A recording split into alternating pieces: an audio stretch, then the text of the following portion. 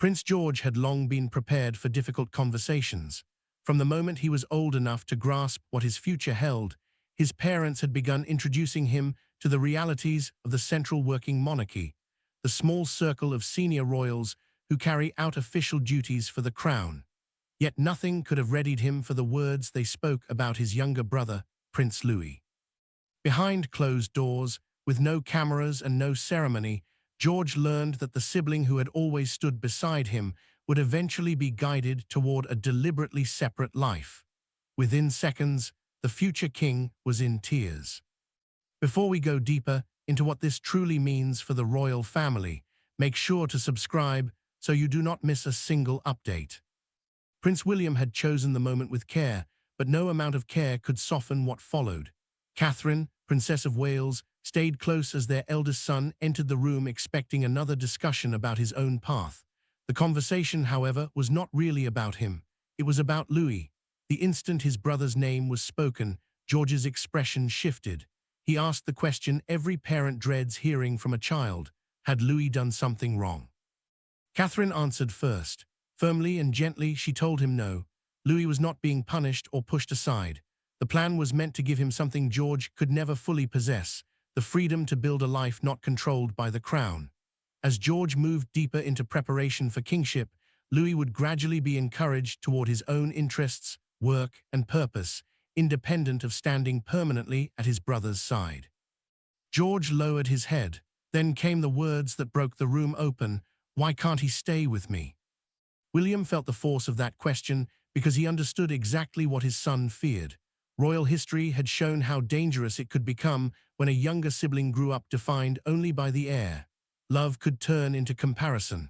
Loyalty could harden into obligation. Resentment could take root where closeness once lived. He was trying to protect both boys from that pattern, not to separate them. Yet George heard something deeper. Becoming king would not simply demand speeches, ceremonies, and service. It could quietly reshape the relationships he had always believed would remain untouched. He looked from his father to his mother and realized they had been carrying this decision long before he knew it existed. What he still did not know was why they had made it. That truth had begun months earlier, after one innocent sentence from Louis left William and Catherine unable to ignore what the future might hold. To the public, George and Louis occupy different places in the line of succession. Inside their family, those numbers mean almost nothing. They are simply brothers, one older and increasingly aware of the crown waiting ahead, the other younger, freer, and still able to treat palace life like an adventure. That is precisely why the revelation cut so deeply. George was not grieving royal protocol. He was grieving the childhood he feared was already beginning to disappear. He had already started noticing small differences long before anyone explained them. William knew his eldest was reaching the age when ordinary moments could suddenly carry royal weight. Catherine had worked just as hard to keep that pressure from defining the children at home. The order of succession placed George ahead of his siblings, yet inside the family, their parents had always insisted that constitutional position did not determine who mattered more. Charlotte and Louis were not supporting characters in George's story. They were meant to have stories of their own. George understood the principle in theory. Emotion made it harder. Every new conversation about duty seemed to pull him one step farther from the freedom Louis still carried so naturally. The younger boy could think about tomorrow without wondering what the monarchy would expect of him decades later. George could not. He had begun to fear that every lesson, every responsibility, every quiet preparation for kingship was creating distance between himself and the people he loved most, even when nobody intended it. Louis felt that distance before he understood it. After the painful conversation with their parents, he found George unusually quiet and asked if they could spend time together later. The question was simple. George forced a smile and agreed, but he did not tell his brother why his mood had changed. That silence hurt almost as much as the truth itself. For the first time, George was carrying information about Louis that Louis did not yet know. William tried afterward to make the purpose clearer. Louis was not being rejected. He was being protected from growing into a man whose entire identity depended on his older brother becoming king. Catherine supported the principle because she wanted her youngest son to have friendships, interests, work, and purpose that belonged to him alone. George could see the logic. That was what made it worse. He understood why the plan existed and still hated what it might cost. Then one detail changed everything. William admitted that the concern had not begun with palace planning at all. It had begun months earlier when Louis said something innocent directly to his father. The words were loving. The meaning behind them was not yet dangerous. But William heard in that moment a pattern royal history had punished before, and once he heard it, he could not ignore it. The decision that would separate George's and Louis's future paths was not born inside a formal meeting. It began with a child's sentence. Months before George learned the truth, Louis was sitting privately with his father after family engagement when the younger prince spoke casually about his future. William listened, smiled at first, and then became completely still. Hidden inside Louis's innocent words was exactly the kind of dependency he had promised himself his children would never inherit. William knew how easily love inside a royal family could become tangled with duty. The royal hierarchy, the structure that places family members at different levels of responsibility around the monarch and the heir, could shape a child's identity long before that child understood what was happening. George already had a path chosen for him by birth. Charlotte and Louis did not. That freedom mattered because the prince had seen how dangerous it could become when a younger sibling spent adulthood searching for a role beside someone whose destiny had already been decided. Louis had not meant to expose anything troubling. After the engagement, he told his father, with complete innocence, that when he grew up he wanted to stay with George and help him be king. William smiled at the loyalty behind the words. Then he asked a simple question: what did Louis himself want to become?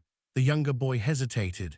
He finally admitted that he did not really know, because being beside George seemed like enough. That answer stayed with William long after the conversation ended. Catherine understood the fear immediately when he told her what had happened. She had always shared his determination that neither Charlotte nor Louis should grow up believing their value depended on supporting George. Loving their brother was one thing. Building their entire future around him was something else. William admitted that Louis's devotion had moved him deeply, but he could not ignore what the sentence suggested. His youngest son was already imagining adulthood through George's destiny rather than his own. The concern soon became a plan. William and Catherine began discussing how all three children could share the same family love without being forced onto the same royal path. George would gradually receive more preparation for future responsibility. Charlotte and Louis would be encouraged towards separate interests, friendships, education, and eventually careers that belonged to them. Nothing would be taken from the bond between the siblings. The goal was to stop that bond from becoming a cage. But one decision created another problem. George was not included in those early conversations. His parents believed they were protecting him until the plan became clearer. Yet when he eventually discovered how long they had been discussing Louis's future, his sadness changed. He could understand fear. He could even understand separation. What he could not understand was why the people he trusted most had planned for it without him. That anger was about to collide directly with William. George's tears did not remain tears for long. Sadness hardened into frustration when he realized his parents had spent months discussing Louis's future before speaking to him. For perhaps the first time, the young heir confronted the uncomfortable reality that decisions surrounding his life could affect the people he loved without his permission. Alone with his father, he asked the question William had been dreading. If I'm the reason, why didn't you ask me? George felt trapped by a future he had never chosen. His position as future monarch, the person expected one day to inherit the crown and become sovereign, was no longer just about responsibility or ceremony. It was now touching Louis. That made the burden feel personal in a way it never had before. William understood the anger because he was not speaking only as Prince of Wales. He was speaking as a father trying to explain a system that had shaped his own life long before he had any power to change it. George refused to accept the explanation quietly. He said he did not want Louis protected from him, as though he was somehow dangerous to his own brother. William answered immediately. George was not the danger. The danger was dependency. If Louis grew up believing his purpose existed only beside George, then affection could slowly become obligation, and obligation could become resentment. The future king listened, but the words still felt cruel. He pushed back harder. He insisted that he and Louis could simply promise never to become rivals. They could stay close. They could choose differently. William did not dismiss him, but he told his son something painful. Childhood promises could not control the pressures adulthood might create. Titles, money, attention, duty, and public comparison could change relationships even when two people loved each other deeply. George hated hearing that because it made the future sound stronger than their bond. William then admitted something even more difficult. The plan was not only about protecting Louis, it was also meant to protect George. One day, the older brother might feel responsible for giving Louis a role, influence, financial support, or purpose simply because they were family. That responsibility could become another invisible burden attached to the crown. George finally saw the contradiction. The more his parents wanted the brothers to remain close as adults, the more they believed independence had to begin early. But the argument was not finished. William had influence over the plan, yet he was not the strongest voice deciding its limits. Catherine had already drawn lines of her own. She believed independence could protect Louis, but emotional distance could destroy both boys. George left his father still wounded. What happened next would depend on his mother, and she was about to make one thing unmistakably clear. The monarchy could shape their futures, but it would not be allowed to break their family. If William understands the danger of royal hierarchy, Catherine understands something equally powerful. Children do not experience strategy as strategy. They experience it as closeness or distance, inclusion or rejection. When discussions around George and Louis begin sounding too much like separate tracks on a palace chart, she intervenes. Her message is firm. Louis will have his own future. George will prepare for the crown. But nobody will manufacture distance between two brothers in the name of protecting them. Catherine had supported the idea of giving Louis an independent future from the beginning, but she rejected anything that made independence feel like removal. A royal role, the official duties and responsibilities carried out on behalf of the monarchy, could shape a person's working life, yet she refused to let it define the emotional structure of her family. Different futures were one thing, different families were another. William understood the distinction, and he knew she would not compromise on it. George needed that reassurance more than anyone realized. He had begun to fear that every step toward kingship would cost him something ordinary: more preparation, less freedom, more duty, less privacy, more expectation, less closeness. Catherine recognized that fear immediately. She sat beside him and told him that loving Louis did not mean controlling where his brother's life would lead. Just as importantly, giving Louis freedom did not mean losing him. George listened closely because his mother was finally speaking to the fear beneath the anger. She pushed the point further. Family traditions would remain shared. Important milestones would remain shared. George would never be encouraged to see his siblings as extensions of his future reign, and Louis would never be taught that loyalty required permanent dependence. She wanted George to understand that kingship could give him responsibility, but it could never give him ownership over the people he loved. William agreed, although he knew turning that principle into reality would demand constant care. Then Catherine changed the plan itself. During a private conversation with William, she moved the planning notes aside and said the children could not simply be told what their future relationship would become. They had to be allowed a voice in it. The prince recognized the significance immediately. Until that moment, the adults had been trying to solve the problem for George and Louis. Now the solution would have to include them. But the family had less time than they thought. Louis had already begun noticing the silence around him. He saw George acting differently. He sensed the tension his parents were trying to hide. And soon, the youngest brother would ask the one question nobody was ready to answer. The truth had reached George first. It was about to reach Louis, and once it did, the entire emotional balance of the family would change. Louis does not need a royal advisor to tell him something has shifted. He notices it in George. The older brother becomes more protective, more hesitant, almost as though ordinary moments suddenly carry an expiration date. Eventually, Louis presses for an explanation, and the truth reaches the one person everyone had been trying to protect. Yet his response surprises the entire family. He is not frightened by the prospect of an independent future. What frightens him is the possibility that George believes independence means goodbye. George tries to behave normally, but the effort only makes the change easier to notice. He pays closer attention to Louis, stays near him longer, and treats small moments as though they suddenly matter more than they did before. Catherine sees it happening and understands the danger immediately. An age-appropriate explanation, a version of a difficult truth simplified so a child can understand it without carrying adult fears, now feels safer than continued silence. If nobody explains what is happening, Louis may begin imagining something far worse.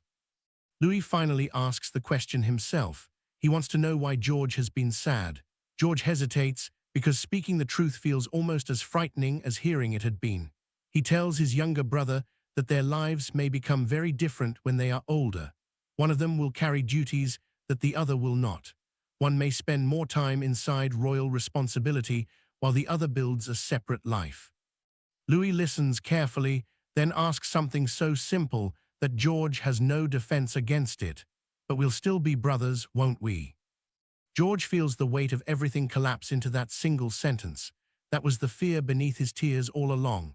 He had never been frightened merely by separate jobs, different homes, or different responsibilities. He was frightened that distance would become emotional, that duty would slowly turn Louis into someone he loved from across a widening gap. The younger boy does not understand why George has assumed that must happen. To Louis, independence does not mean betrayal. It simply means growing up. William hears enough of the exchange to understand what the adults had nearly missed. Different duties did not automatically require different loyalties. George could prepare for kingship without treating his brother like someone destined to disappear. Louis could build his own identity without abandoning the person beside whom he had grown up. The prince realizes that the children have reduced a complicated royal problem to something painfully clear. But one conversation still has to happen. This time no parents will shape the words. No courtiers, advisors, or royal plans will stand between them. George and Louis are about to speak alone, and what the younger brother says next will change the meaning of those tears completely. The turning point does not come from a king, an advisor, or a carefully prepared palace plan. It comes from Louis. Alone with George, he strips the problem of every royal complication and reduces it to something painfully simple. George may one day wear the crown. Louis may choose a completely different life. Neither fact decides whether they remain close. And in that private moment, George finally stops thinking like an heir and begins listening simply as an older brother. George enters the conversation carrying guilt he was never meant to own. He has spent days believing that his future position somehow created the problem and that protecting Louis must now become another responsibility placed on his shoulders. An heir, the person next in line to inherit the throne, may carry constitutional expectations, but George has begun treating those expectations like a personal debt to his brother. Louis does not see it that way. To him, the problem is far simpler than the adults have made it. George finally apologizes. He tells Louis he is sorry their lives may look different because of what is waiting for him in the future. The younger brother pushes back almost immediately. George did not choose to become king one day. Louis tells him in the blunt way only a child can. So why should he apologize for something he never chose? The answer catches George off guard because it removes the guilt he has been carrying from the very beginning. George then admits what truly frightened him. It was never just separate duties. It was the thought of adulthood slowly replacing ordinary brotherhood with ceremonies, schedules, responsibilities, and distance. He feared that one day every conversation with Louis might have to pass through royal expectations first. The younger boy listens, then offers the thought that changes everything. Perhaps having his own path means he can stay close because he wants to, not because the monarchy tells him to. Louis turns the entire plan upside down with that idea. Independence no longer sounds like rejection. It sounds like freedom from resentment. George finally understands what William and Catherine had been trying to protect. His brother is not being trained to leave him. He is being given enough space to grow into someone who can stand beside him without feeling trapped there. That understanding brings the first real peace George has felt since the original conversation. The brothers do not solve the future. They simply stop fearing it in the same way. But peace inside the family does not stay private for long. Soon one public moment between George and Louis will be captured and interpreted far beyond anything either brother intended. Inside the family, the tears have changed meaning. Outside it, Britain is about to decide what those tears mean for the monarchy itself. What began as a private family reckoning soon becomes something much larger. Britain has spent generations watching royal siblings grow beneath unequal expectations. The idea that William and Catherine are deliberately trying to prevent another destructive pattern ignites intense public debate. Yet one moment captures the story better than any commentator could. George and Louis appear together again, and instead of looking divided, the brothers deliver an image that completely changes how the public understands what has happened. William feels the pressure almost immediately. He knows people are no longer discussing only two children. They are debating what the next generation of monarchy should look like. The hereditary system, the tradition in which the crown passes through a family line, gives George a future that Louis does not share. And that difference suddenly becomes the heart of the national conversation. Catherine understands why the debate matters, but she also knows how quickly public discussion can turn private pain into symbolism. Their sons are brothers first, not examples in a royal argument.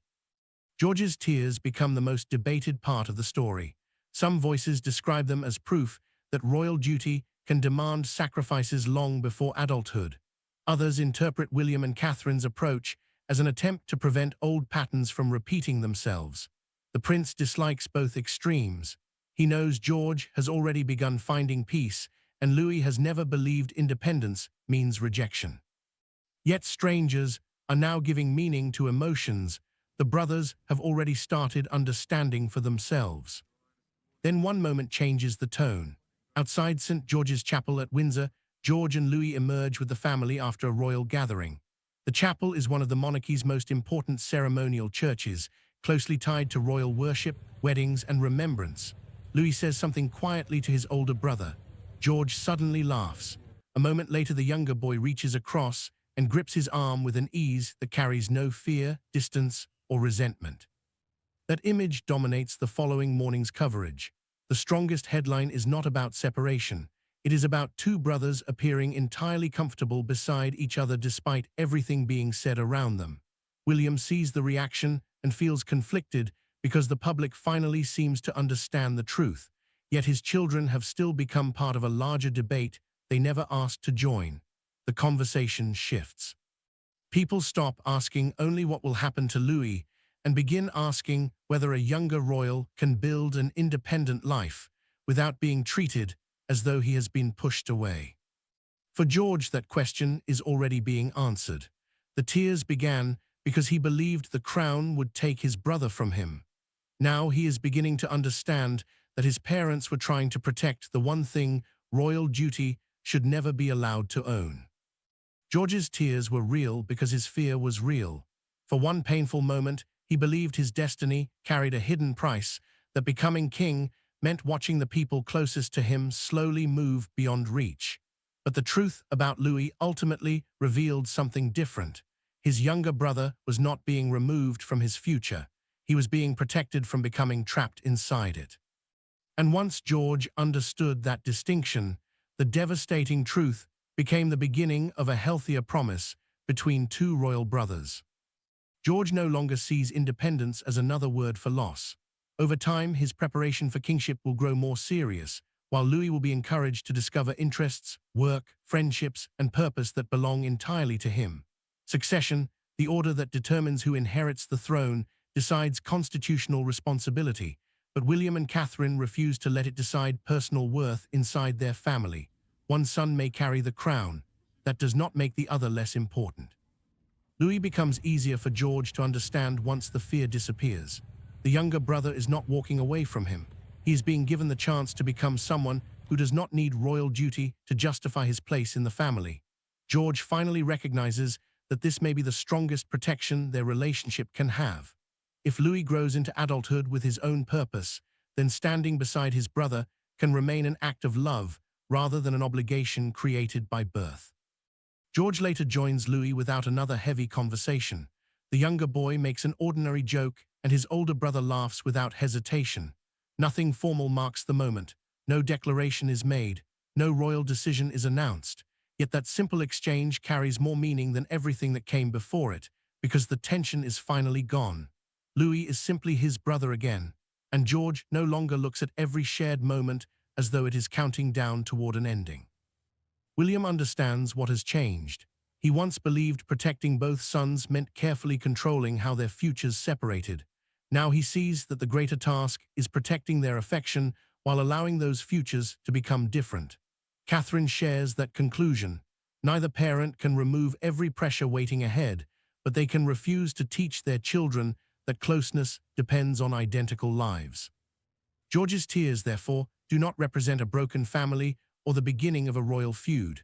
They represent the painful moment a child learns that love does not mean holding someone beside you forever. Sometimes love means allowing that person to build a life you cannot control. And for the monarchy, the verdict is just as clear. George can become king without Louis becoming only the king's brother. Louis can build his own identity without abandoning George. Different futures, different responsibilities, but still brothers. And this time the monarchy does not get to decide otherwise. Thanks for watching. Please don't forget to like and subscribe, and we will see you in the next one.